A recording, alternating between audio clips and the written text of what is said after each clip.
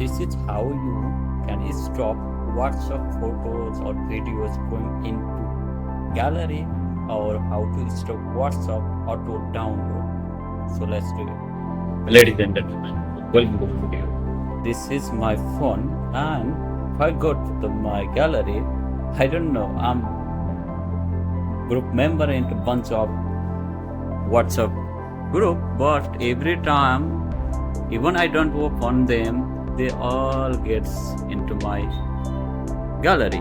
So let's open the WhatsApp,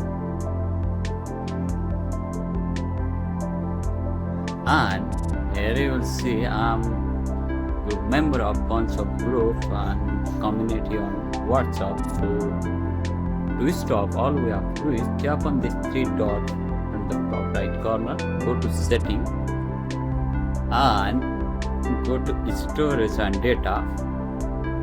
From here is the via auto download. It's saying voice messages are always automatically downloaded, and you have control over photos and videos. So when using mobile data, I don't want to download anything. Okay, when connected to Wi-Fi, I don't want to download any of photos, audio, videos, or anything. So that's just no media at all. So no media, no there. So this is how you do it.